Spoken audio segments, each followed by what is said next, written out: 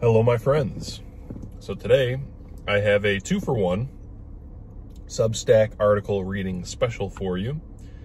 Both articles relate to current events.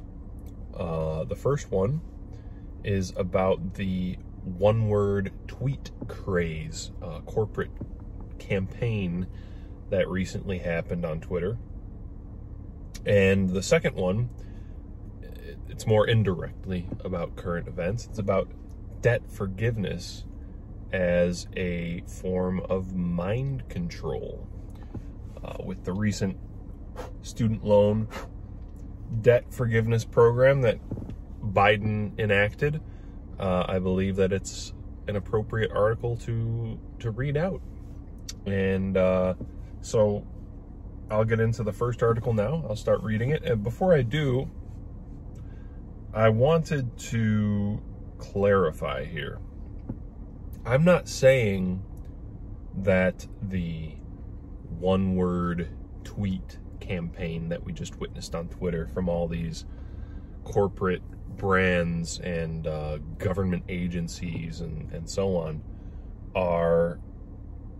I'm not saying that this campaign was the magic spell that's going to enable this to occur. I'm not saying that this is the decisive psyop that causes, like I'm saying, these corporate brands to ascend to a level of like platonic formhood. What I am saying is that it's a particularly interesting and what I would consider indicative move from these brands and corporations, and even from Joe Biden. It's indicative of a greater project that they're working on in many different ways to ascend to this level of ideal formhood in the minds of the public at large. And so, yeah, I just wanted to clarify that at the beginning.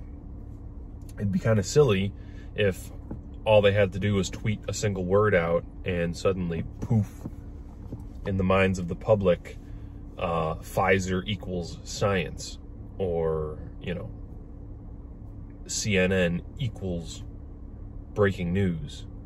So obviously that's not what I'm saying. Anyway.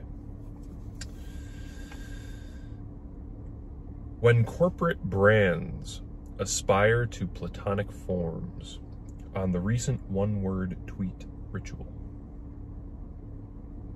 Recently, many corporate and institutional Twitter accounts, CNN, NPR, Pfizer, the Department of Energy, President of the United States, etc., posted within just a few hours of each other a one-word tweet that is meant to project a simple definition of what these brands intend to represent in society. Another thing I wish I would have included in this article is how the orchestration of it, the hive mind nature of it amongst all these top corporate brands, the fact that they all jumped on this bandwagon so quickly, just within hours of each other, is also indicative of not conspiracy, not a conscious or explicitly planned out orchestration of the campaign, but indicative of the fact that so many people who are plugged in to the mainstream reality, the manufactured reality of the mainstream, and these people who want to be trendy, who want to be on the bandwagon of whatever the top corporate powers or governmental powers are doing, they don't need to be told. They just see what the new trend is, and they jump on it immediately. And that, I think, is an interesting aspect of it, because so much of what happens on a mass level in culture, it only takes 1, 2, or a handful of highly influential, authoritative, or popular figures, or brands, or bureaus, or institutional actors at the higher parts of the hierarchy to do something, and the majority of the sycophants who are, you know, what's the word I'm looking for? The majority of the sycophants who are the type that are climbers or strivers out there will immediately jump on the bandwagon without being told. They just fall in line. They're not the independent thinker types. And you might want to accuse me of reading too much into this, but the fact is that this kind of trend is so stupid. It's so stupid that only a dumbed down, sycophantic, striving, trendy type of public could be amused by this, or could be, you know, caught up in a trend this stupid. So anyway, I'm rambling. For many, it's likely that whatever social media manager they have in charge of their Twitter account noticed the trendsetters and jumped on the bandwagon in a semi-conscious attempt to be cool and trendy. On some level, it feels like a lame corporate icebreaker game. But I believe that among the biggest institutions which started and orchestrated it, this campaign represents a more profound aspiration, an aspiration for monopoly and the consolidation of power among the elites via a quasi-religious means. Most participants in this project are unwitting, of course, but those at the very top want desperately to obtain this level of authority. Reading the replies to these one-word tweets shows that more people than I would have expected have a vague sense of a nefarious ritual or psyop occurring with this sudden viral occurrence. Some believe it has something to do with testing an AI system with keywords. Others think it is just a soulless attempt by these brands to appear cool, trendy, and relatable. And still others speculate it has something to do with Twitter's new addition of an edit button. However, after considering the issue, I believe it is part of a greater project. As I said, to create monopolies, to consolidate power via the attempted elevation of corporate and bureaucratic forms to the status of godlike platonic forms. The desired outcome of a campaign like this is for the oligarchs, is synonymy with an abstract, timeless concept. If a strong enough association is made between a brand and a core abstraction of social reality, then that brand essentially becomes the earthly representation of a heavenly platonic form. These brands don't want the public to view them as groups of corruptible people with myriad ulterior motives. They want to be viewed as ideal instantiations of timeless and eternal concepts.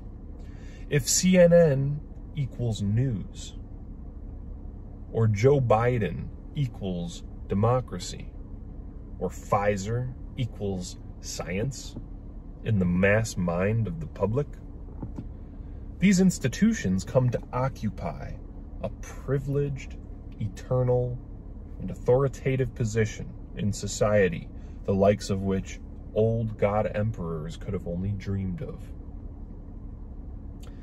It means that if you want the news, you go to CNN or Washington Post.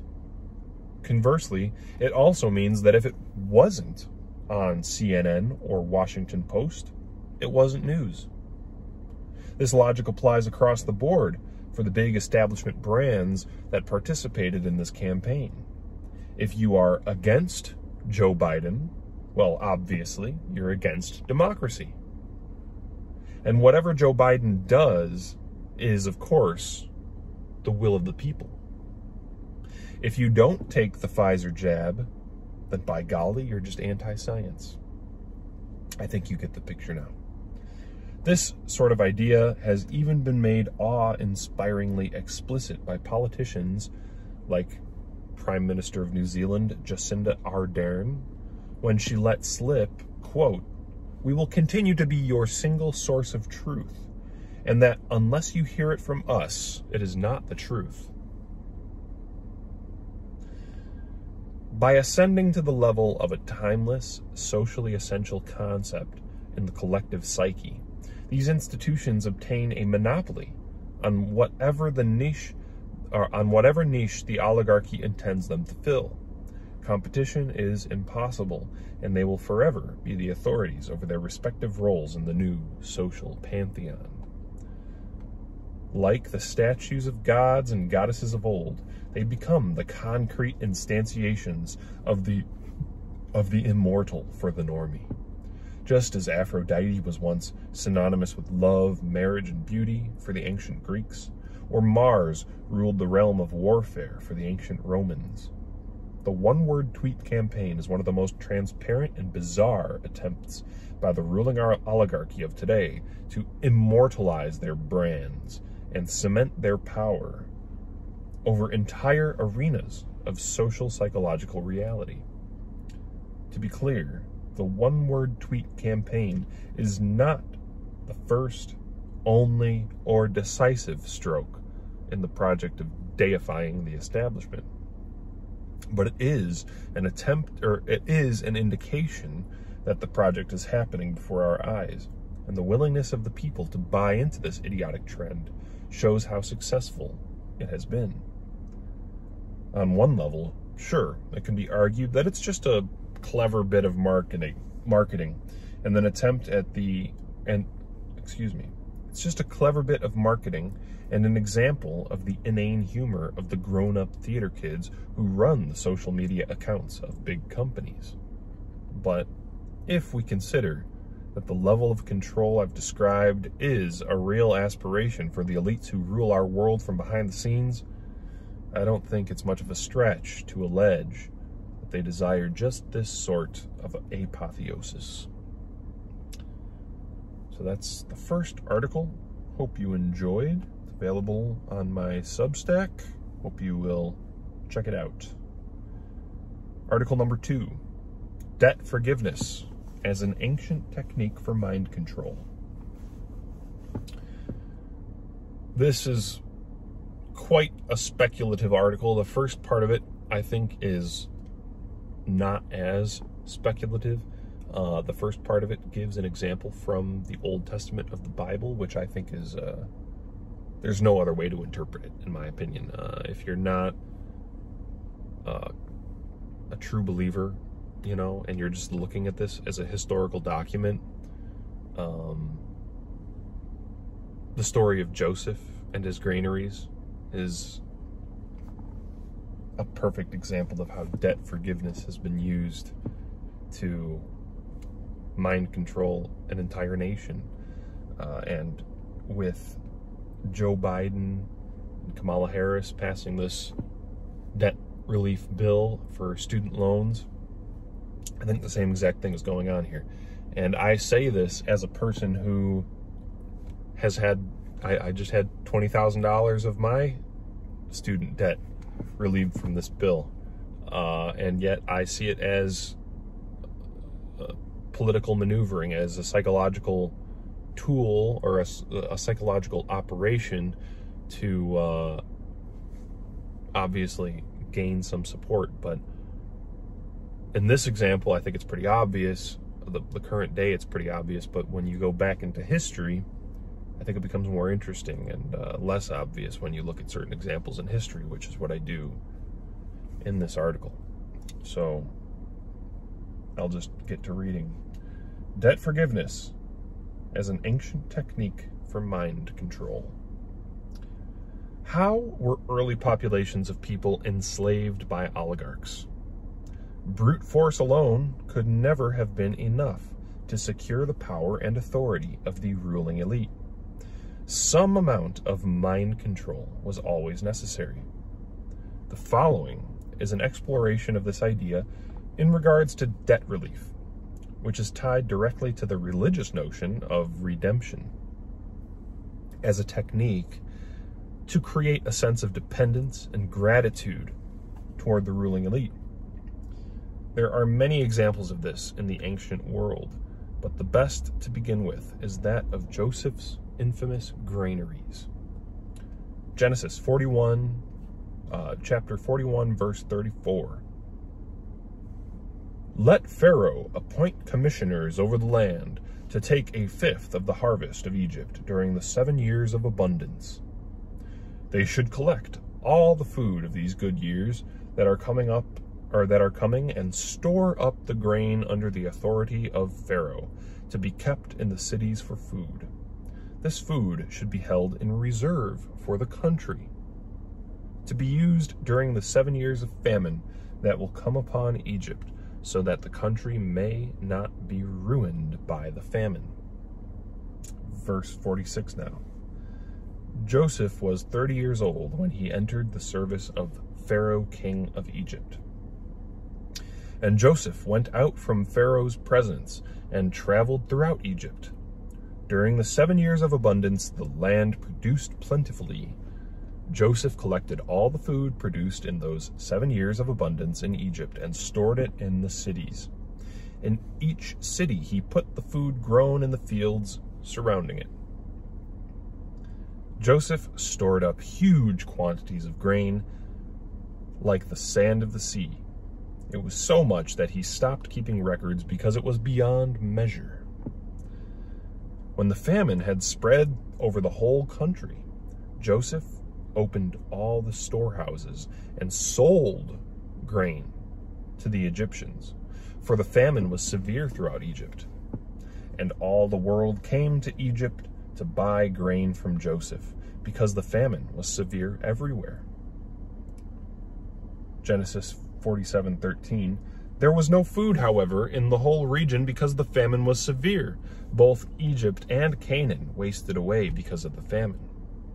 Joseph collected all the money that was to be found in Egypt and Canaan in payment for the grain they were buying, and he brought it to the Pharaoh's palace.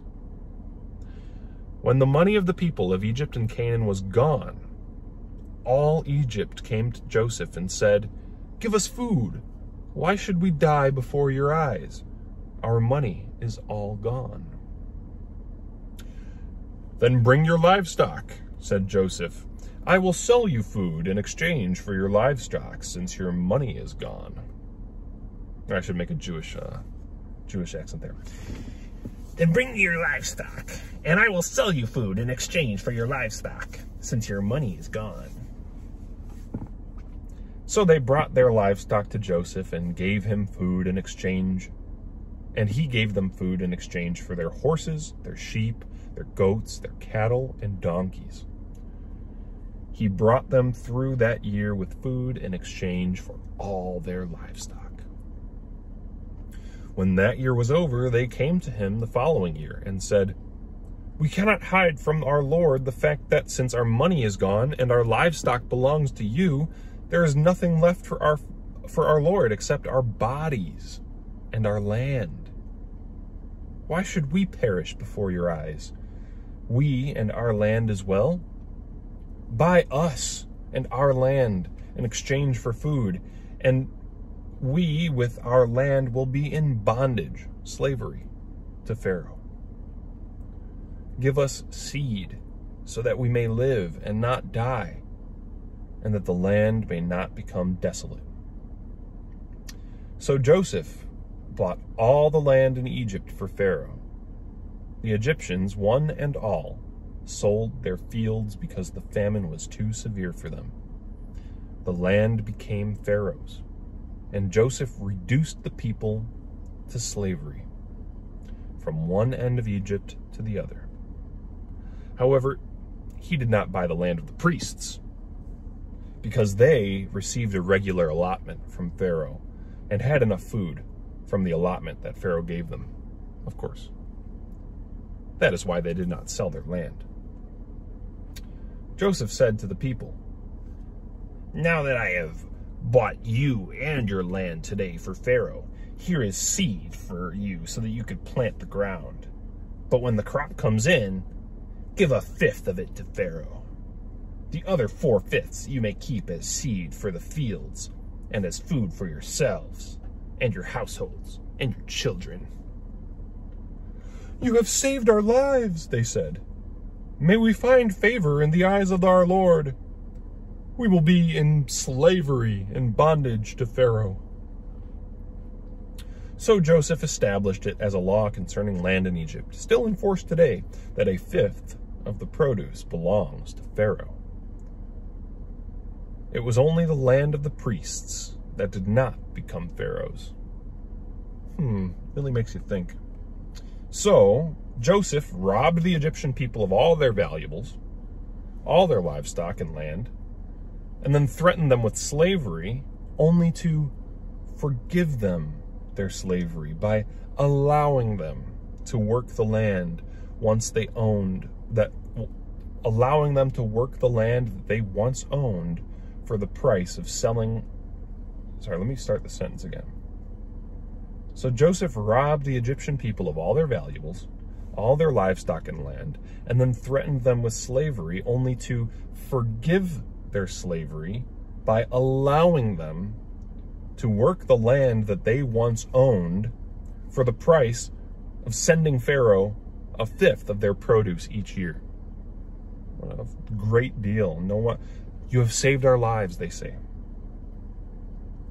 This tricked the people, who felt that they were actually indebted to the Pharaoh for giving them grain and saving their lives, into being better, obedient serfs for him.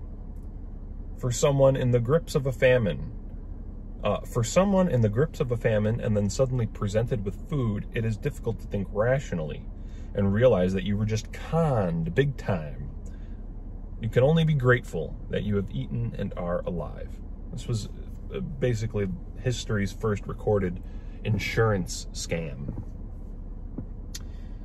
Now compare that to what happened in ancient Egypt, or compare that to what happened in ancient Greece. Solon, the great lawgiver of Athens, who had clear ties to Egypt, as he fled there for 10 years immediately after introducing his reforms in Athens, introduced the concept of debt relief to the enslaved Athenian majority. Quote, "There was conflict between the nobles and the common people for an extended period. For the constitution they were under was oligarchic in every respect, and especially in that the poor, along with their wives and children, were in slavery to the rich. All the land was in the hands of a few, and if men did not pay their rents, they themselves and their children were liable to be seized as slaves. The security for all loans was the debtor's person up to the time of Solon.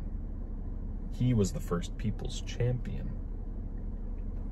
Under the pre-existing legal status, according to the account of the Constitution of the Athenians attributed to Aristotle, debtors unable to repay their creditors would surrender their land to them, then becoming serfs who cultivated that land to be used, who cultivated what used to be their own land, and gave 1/6 of the produce to their creditors. Wonder where they learned that system from.